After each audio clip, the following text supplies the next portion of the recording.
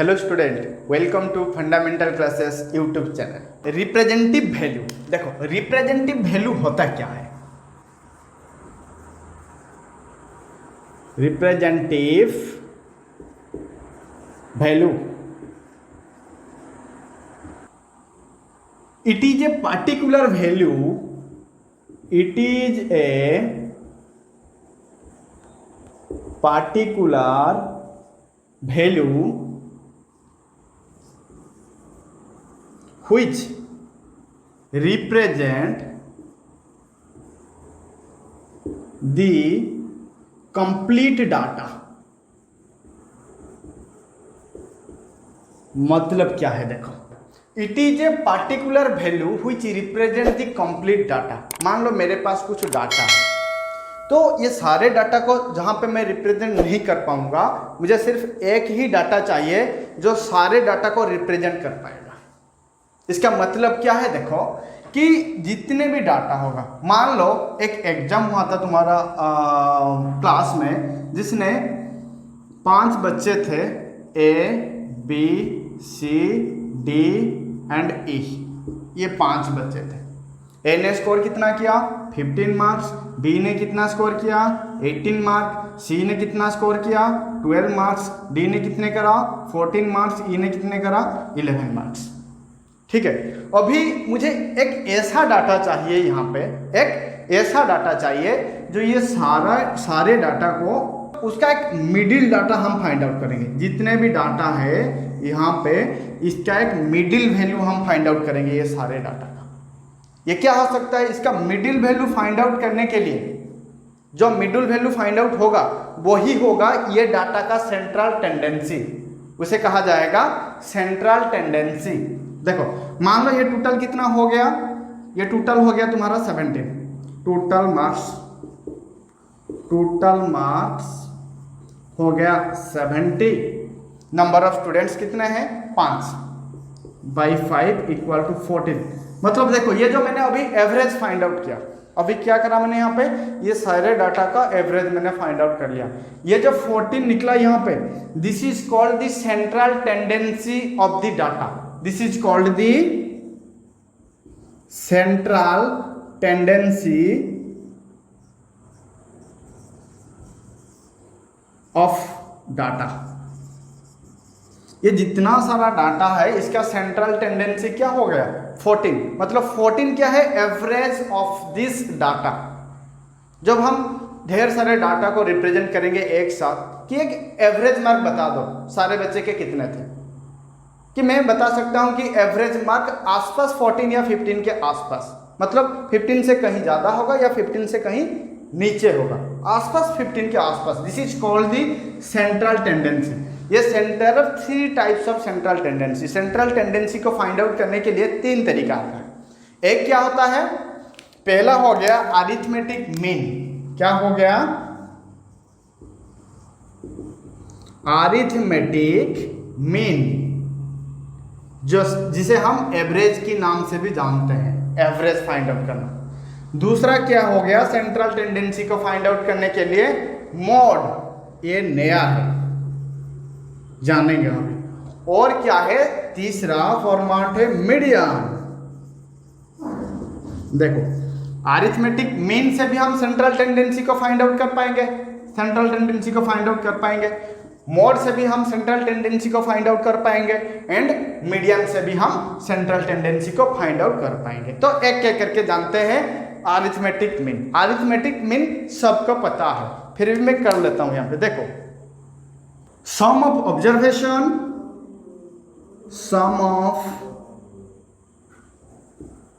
Observation divided by total numbers of observation. Total numbers of observation मतलब क्या है, देखो जितने डाटा होगा मेरे पास, जितने डाटा होगा, सारे डाटा को ऐड करना है, sum of the observation, total sum divided by total number of observation. कितने ऑब्जर्वेशन थे, जैसे मैंने यहाँ पे कराया था, अभी मेरे पास 5 ऑब्जर्वेशन था टोटल, ठीक है, तो उनका सम कितना निकला था 70। तो 70 अपन कितने ऑब्जर्वेशन था, 5 बच्चे थे, divided by 5 equal to 14। 14 is the arithmetic mean, मतलब central tendency of the given data. जो मेरे पास डाटा था उसका सेंट्रल टेंडेंसी हो गया 14। अभी समझेंगे मोड क्या है। देखो मोड क्या है, मोड ऑफ द डाटा क्या है, the observation which occur most of the time, the observation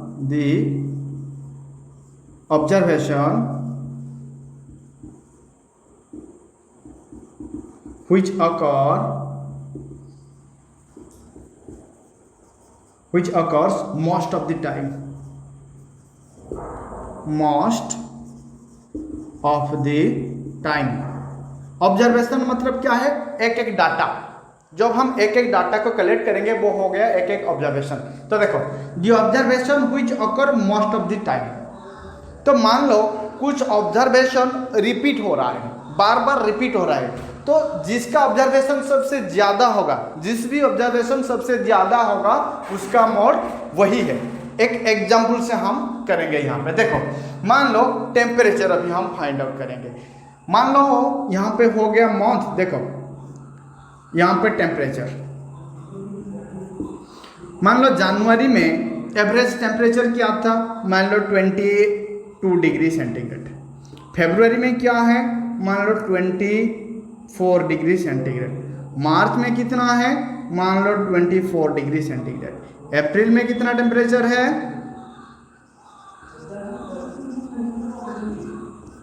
अप्रैल में कितना है, मान लो वही 30 डिग्री सेंटीग्रेड।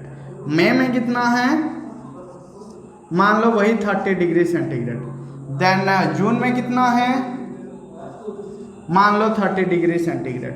जुलाई में कितना है, मान लो 35 डिग्री सेंटीग्रेड। अभी देखो यहाँ पे जनवरी में था टेम्परेचर 22 डिग्री सेंटीग्रेड, फरवरी में 24 डिग्री सेंटीग्रेड, मार्च में 24 डिग्री सेंटीग्रेड, अप्रैल में 30 डिग्री, मई में 30 डिग्री, जून में 30 डिग्री एंड जुलाई में 35 डिग्री सेंटीग्रेड है एक सिटी का टेम्परेचर।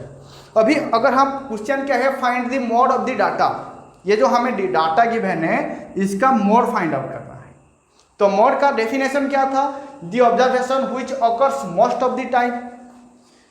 यहाँ पे जो ऑब्जर्वेशन मेरा है तो which observation occurs most of the time. देखो यहाँ पे 30 है, यहाँ पे 30 डिग्री सेंटीग्रेड, यहाँ पे भी 30 डिग्री सेंटीग्रेड, यहाँ पे भी 30 डिग्री सेंटीग्रेड। मतलब जो 30 डिग्री सेंटीग्रेड है वो 3 बार यहाँ पे इस्तेमाल हुआ है, 3 टाइम्स। देखो यहाँ पे जो 24 डिग्री सेंटीग्रेड है 2 मंथ के लिए, फरवरी एंड मार्च के लिए, मतलब ये 2 बार इस्तेमाल लिया है, मतलब 2 टाइम्स। 35 एक ही महीना का है, मतलब ये जुलाई में है, मतलब 1 टाइम्स। और एक हो गया जनवरी, जनवरी में 22 डिग्री सेंटीग्रेड, ये भी 1 टाइम। मतलब the observation which occurs most of the time, सबसे ज्यादा बार कौन सा ऑब्जर्वेशन का इस्तेमाल किया गया है यहाँ पे, 30 degree.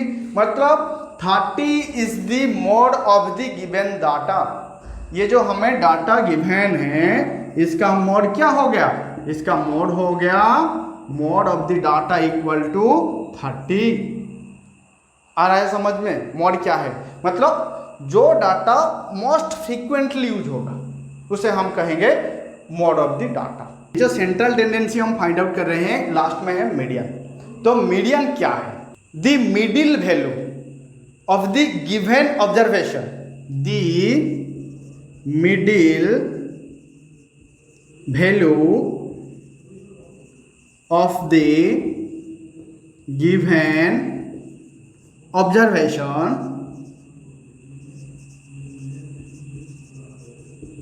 which divides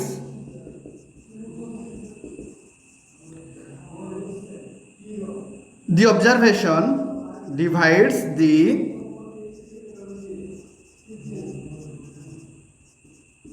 observations into 2 parts। देखो इसका मतलब क्या है, the middle value of the given observation which divides the observation into two equal part.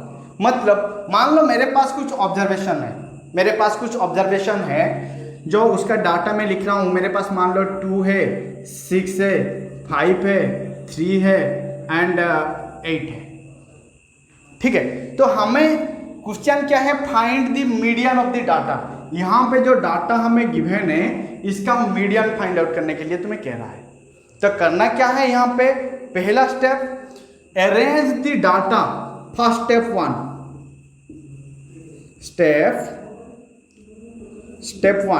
Step one में क्या करना है, arrange the data either ascending order और descending order. arrange the data either ascending order, ascending or descending order।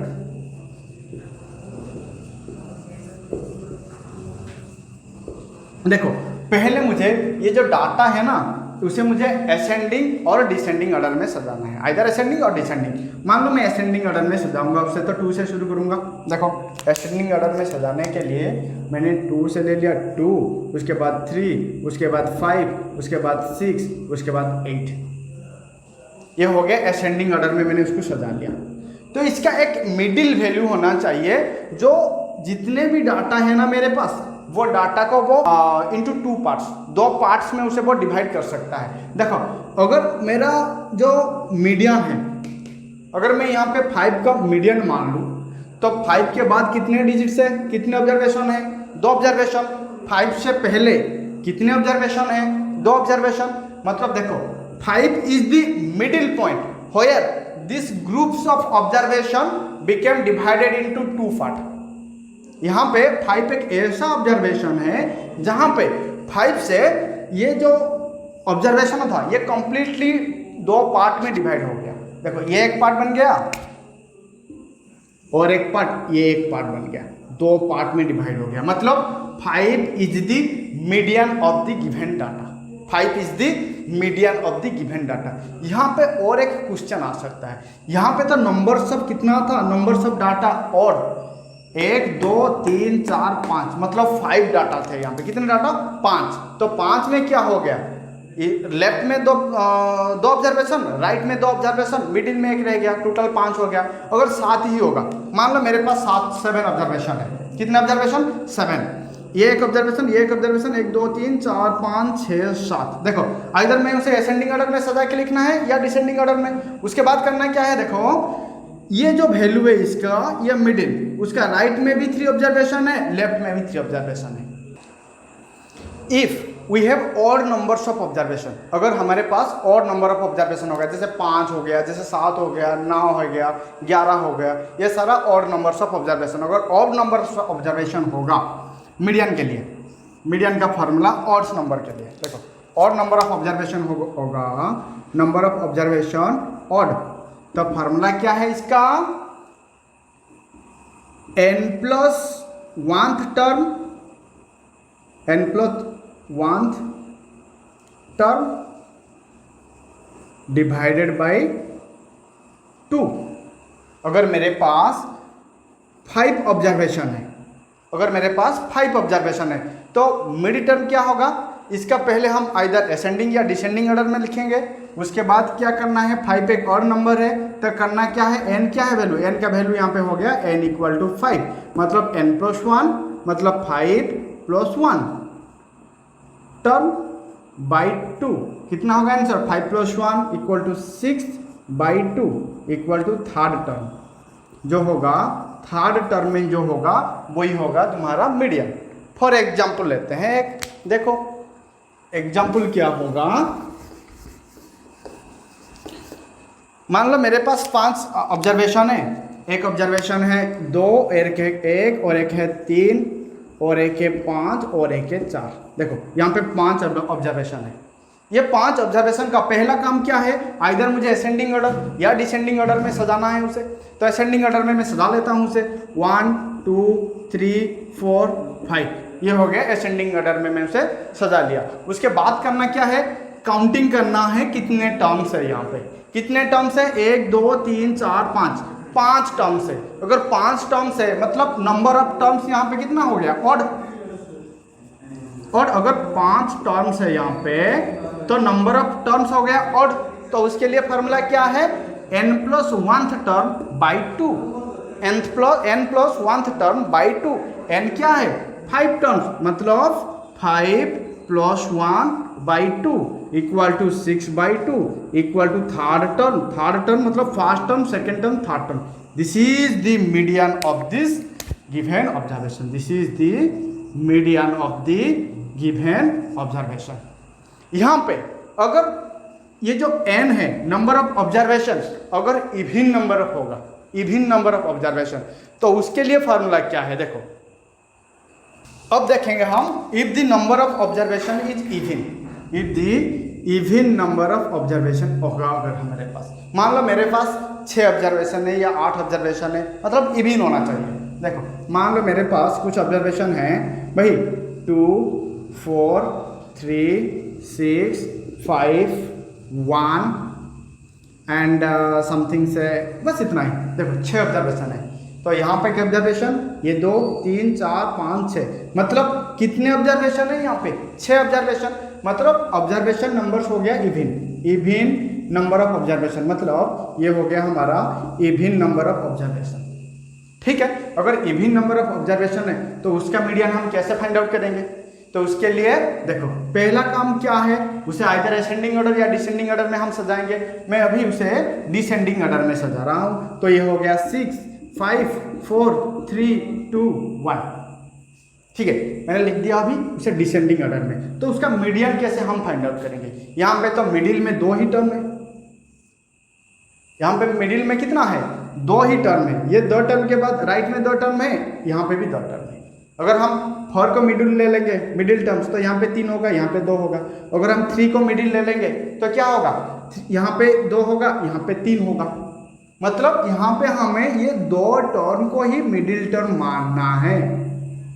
ठीक है, तो इनका average find out करना है तुम्हें। ये दोनों मिडिल टर्म का एवरेज तुम्हें फाइंड आउट करना है। तो दोनों मिडिल टर्म का एवरेज क्या होगा, देखो 4 + 3/2, 4 + 3/2, तो इसका होगा 7/2, 7/2 इक्वल टू 3.5, 7/2 इक्वल टू 3.5, मतलब 3.5 तो यहाँ पे नहीं है। यहाँ पे जो मैंने ऑब्जर्वेशन लिखा है यहाँ पे तो 3.5 नहीं है। तो मीडियन एक ऐसा वैल्यू है जो ऑब्जर्वेशन के अंदर आ भी सकता है, नहीं भी आ सकता है। मतलब the median of this observation is 3.5। आ गया समझ में। और नंबर्स ऑफ ऑब्जर्वेशन के लिए मिडिल टर्म को हमें फाइंड आउट करना है। मतलब ऐसा मिडिल टर्म जो उसका राइट में भी जितना टर्म्स होगा, जितना ऑब्जर्वेशन होगा, लेफ्ट में भी उतना ऑब्जर्वेशन होगा। पर अगर इवन नंबर्स ऑफ ऑब्जर्वेशन हो गया, number of observation is even, तो करना क्या है देखो, अगर इस तरह अगर इवन हो गया तो मिडिल में 2 टर्म बनता है। मिडिल में 2 टर्म ऐसा होगा जो मिडिल में होगा। तो ये 2 टर्म का हमें एवरेज फाइंड आउट करना है। ये बन जाएगा तुम्हारा median of this given data.